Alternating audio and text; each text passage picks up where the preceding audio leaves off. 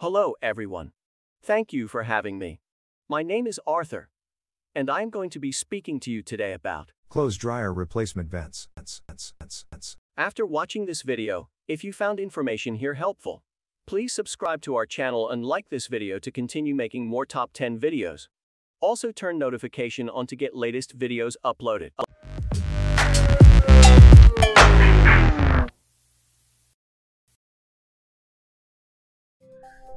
Dryer vent covers prevent pests and cold air from being able to enter your house. Your house probably has a vent cover like the one shown here. It's basically a cover over a metal flap that is pushed open when hot air exits your dryer. Underneath this outer cover and flap, essentially there's just a hole that leads into your house through your dryer. This hole can be a pathway for rodents, insects, and other things to enter your house. The problem is that those flaps are pretty flimsy, and often they get jammed with lint. Once they get jammed, you've got a wide open hole in the side of your wall. One option is to use a dryer vent cover. It's a little more advanced. This is the Heartland dryer vent cover, and what happens is when the hot air pushes out of the house, you can see there's a little cup in there. That cup will rise up and let all the air and lint leave through basically that hole in your wall. And when it leaves, you can see this is about a year old and there's no lint in here. To give you an idea, that's the cup that is pushed up.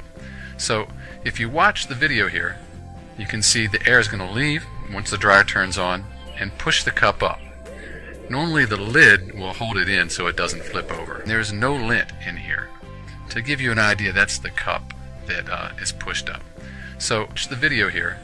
You can see the air is going to leave once the dryer turns on and push the cup up.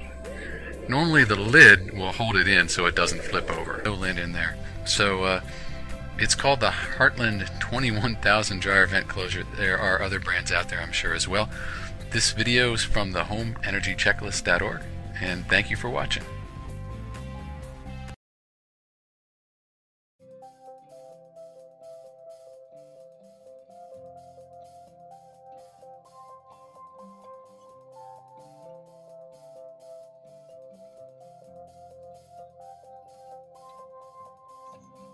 Hello Kickstarters, my name is David Gregory. And I'm Adrienne Sabati, and together we're founders of ADR Products.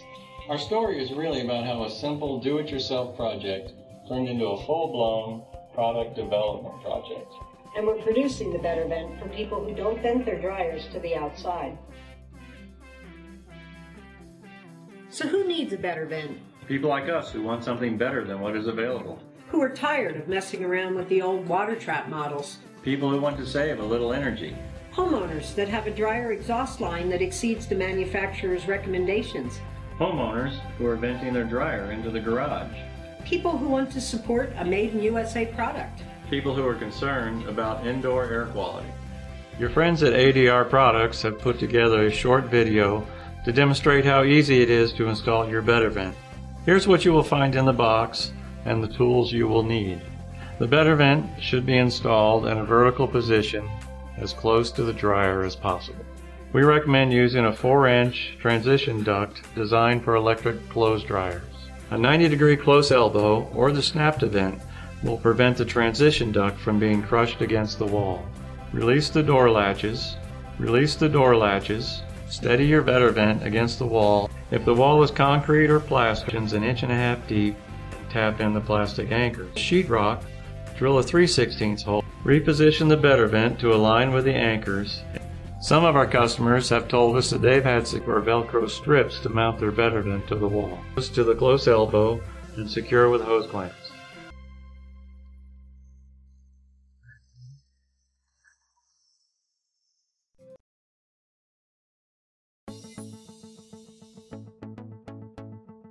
The model number is the DNA of your appliance.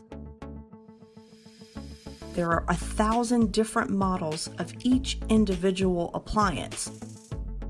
So it can be very difficult to find the correct part because they will look alike, however, there might be minute differences that are not visible to the eye.